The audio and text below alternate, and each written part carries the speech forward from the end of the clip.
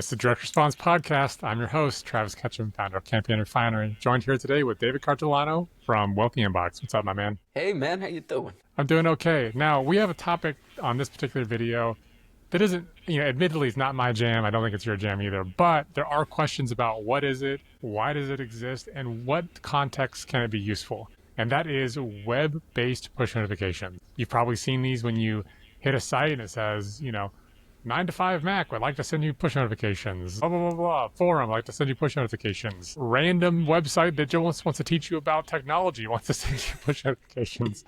Every You're time. like, I'm just here to figure out how to fix a piece of software, my man. I don't need push notifications forever and ever. However, these are the close sibling to mobile push notifications, which all of us probably get too many of, if we're being frank.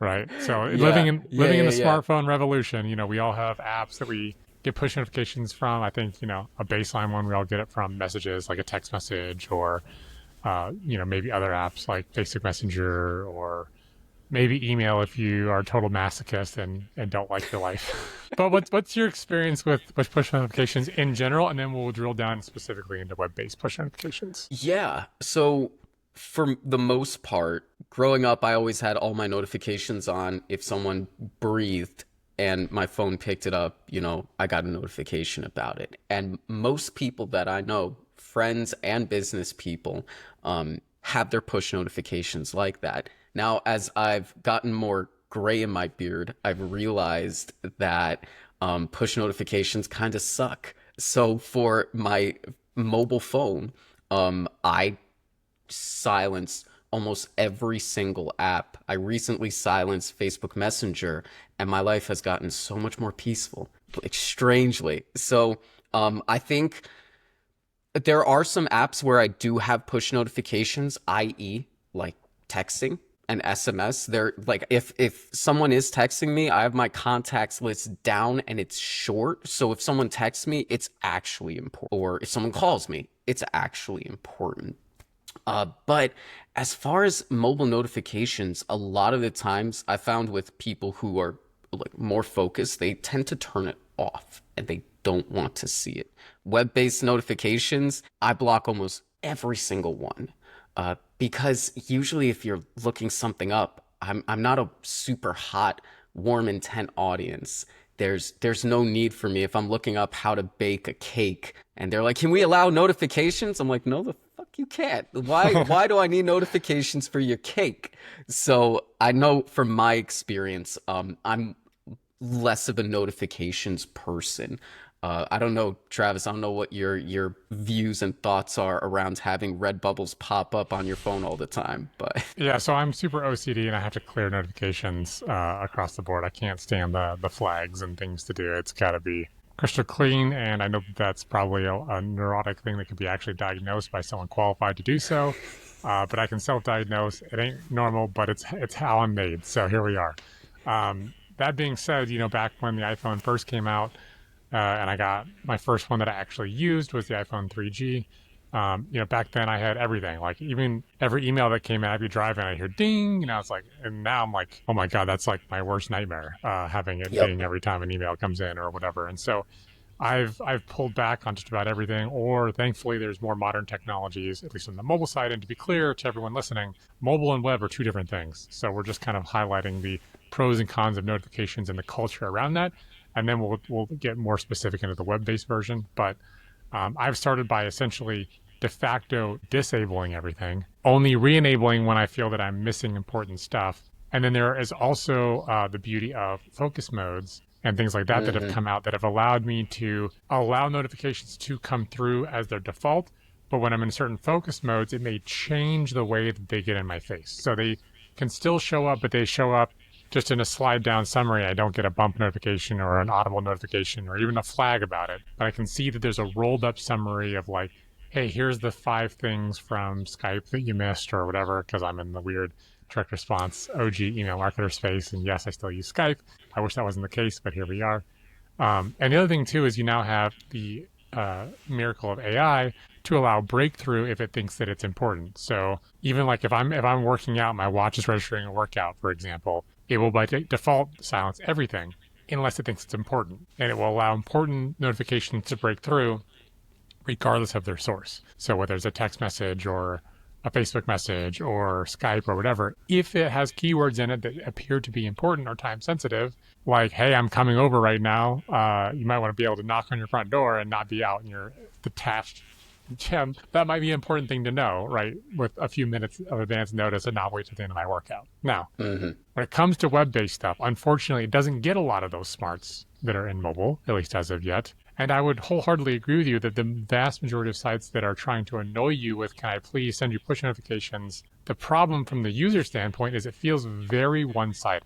Like, I can understand exactly why a place that hosts recipes is really, really, really wants me to accept push notifications because I'm a drive-by visitor, right? And instead of converting me to an email subscriber, they're trying to get what is essentially a level up on attention, which is push notifications, because then they can not only send about new content, but they can post, they can send offers, they can do all these different things, right? Now, as the user, that is not valuable to me at all. In fact, I actively reject it. However, I can fully understand that there are legitimate situations where you may want it. So for example, if you don't want Facebook Messenger on your phone at all, like you don't even have the app downloaded, maybe you only use it in a web browser. In that situation, you may want to grant it web-based push notification access so that even if you don't have it open, you can be alerted to a new message. I can also see if you're really active in a particular forum or community that you may want to know when updates happen on a particular thread. That is a useful component of getting push notifications so you're not having to sit there, refresh, and you will know as soon as something new happens, but that may be a limited behavior for a period of time. You may say, hey, I'm researching how to rebuild an engine in a classic car, and I have this active thread going on in a specialty niche forum, right? And so for the next month, while I'm rebuilding the engine, I might have this enabled because I really want to know, like, and be engaged in the conversation. And once that task is done, I may elect to disable that, right? That seems like a totally reasonable use of that technology. Now, I think the reality, though, is you end up with people like my soon-to-be 85-year-old stepdad, who is cruising around on the internet, looking up old radio stuff or whatever. And he ends up on a site that has asked for push notifications, and he just wants it to go away, but unfortunately he clicks accept. And now he's getting what looks like your computer's been compromised and all this, like, basically malware, but it's just a push notification trying to convince him to click on something that will harm his Windows-based machine. And then someone like me has to go in and Windows. Say, yeah, let's undo all of this. Let's actually just disable this feature in its entirety so that you can't even be offered these in the future. So I've been talking a lot here, David. I know I've been sucking up the air out of the room. No, let's talk a little never, bit, Travis. Let's talk a little bit about the pros, about in the applications where it makes sense. As a website holder or an asset holder, when might it make sense for you to ask for the user, and what value do you get as a site beyond just, hey, there's new content? Is there anything else that is valuable in that mechanism? Yeah, I think if I had someone sitting in front of me who was wet behind the ears in business or just trying to get online, and they asked, should I have notifications on my website? I'm thinking, like, back to the days of you got mail, and that was the only notification that was semi-useful back then. So I would ask the person, what makes this different than having them put their phone number into your website and you just text them? That's just a much more acceptable, and you could argue that it's invasive, but it's just a more acceptable way of getting to people right then, right there. Now, if you want to allow notification because it's an e-com store and you want to throw a coupon in somebody's face, I guess that's okay. But there's also pop-ups for that sort of thing as well. There's like pop-up softwares and scripts, JavaScript you can run. Do you need to allow a notification bell every time? Probably not.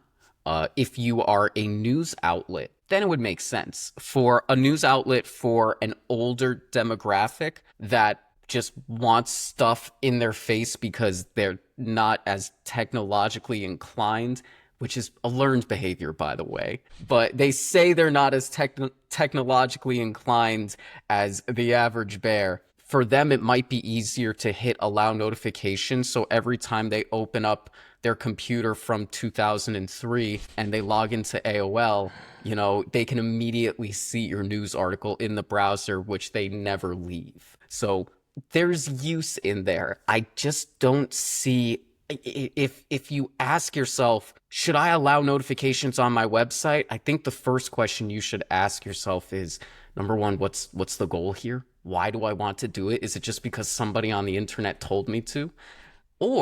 And after that, ask yourself, can I just send them this in a text? Email isn't as like up in your face, but text is just way faster and just way easier. And there's so many services for texting people and doing SMS marketing. And it's not my forte, but even I know, like, SMS marketing is killer. It's amazing. I don't know a lot about allow notification marketing because it kind of isn't a thing. And if I'm wrong, if there's one person out there that's like, David, I've made millions off of telling people how to allow notifications, fantastic. Show me your numbers. I'll buy you a beer. But it's just not something that I see, Travis. So that's my take. Yeah, the only counter argument I really have to that is that push notifications, as you can imagine, are far cheaper to execute from a business owner perspective Sure. than SMS. There is an inherently added cost, risk, art, science, and nuance, to SMS and being effective and not being rejected by the carriers and that kind of stuff. It's a little bit more Wild West and definitely a lot less expensive to run it as a push notification. So, is it worth it? I mean, just like everything, test. If you really feel, hey, I don't know if this is going to be a fit for my audience, I think David is absolutely right. Why should this exist as the number one question you should be asking? How are you going to use it? If you ask someone to accept it, what's your game plan for sending content that is actually valuable, wanted, and appreciated by the end users? And then you can split test and say, hey, do they actually accept it? Do we actually run it? Does it actually bring value to us to make this part of our overhead, our to-do list? Or are we better off just simplifying our stack? Right? Just doing email or just doing SMS or doing email and SMS because they bring the most value and they have the most cohesive messaging. Those are the kinds of questions we would encourage you to think about and ask. I know that, I have a full-time dedicated content team where we do not use push notification questions on our site anywhere because when I hit that, I immediately it lowers my perceived brand value of the site that I'm on personally. Fair or not, it's what it does. And so even if it brought a measurable bump to our bottom line, I would be hesitant to add it because of that alone. So these are all things to consider when you're looking at technologies and channels. And just like, even if you hear some social media channels super hot, if you're not going to use it right, don't bother, right? Just pick the ones you're actually going to execute on successfully. So anyway, food for thought. You got anything else for him, David? I block every single web notification I see. And if you are considering web notifications, ask your ideal audience, or even, I don't know, ask your family, ask your friends. But ask your ideal audience primarily and ask them, do you guys allow web notifications? And I would be shocked to the core of my soul if they went, oh yeah, I click allow all the time. All right. So for me, it's a solid no. That's my last thought. Test everything, but probably not this. Yep. All right. Well, with that wisdom, if you want to learn more about it and more about the technologies, the nuance of implementing and ways that you can, if you so choose to go down this path, even though it's not my cup of tea and clearly not David's, I should probably just turn off the feature in my browser. Yep. If you want to check out the technologies, though, and some best practices, again, that full-time content team has put together a great piece of content for you down below with how to do that, a bunch of different ways and mechanisms to get the most out of it, should you choose to do it. They do a bunch of research. Again, we don't run it, but they do a bunch of research on the marketplace and give you a nice summary of what is available. If you want to kick email into high gear, that's where Campaign Refinery comes into play. That's, of course, our email service provider that we offer. You can check out details down below, see if that's a fit. And David, give them the good word. Absolutely. So If you want to follow the journey of somebody who is growing a newsletter to perform a wonderfully profitable roll up in a couple of years, you can go to wealthyinbox.news. It is becoming less of a newsletter and more of a blog, but either way, still documenting the journey and all of the trials and failures and successes that have worked for me. So if you are growing a newsletter or you want to sell your newsletter, you could follow my stuff. And that's it. There's no course. I wish I had a course to sell and give you all of the affiliate revenue, Travis, but I kind of like just doing the thing. Hey, it keeps it pure. Wealthyinbox.news. Give it a good read and check it out from there. All right, till next time. Catch you guys later.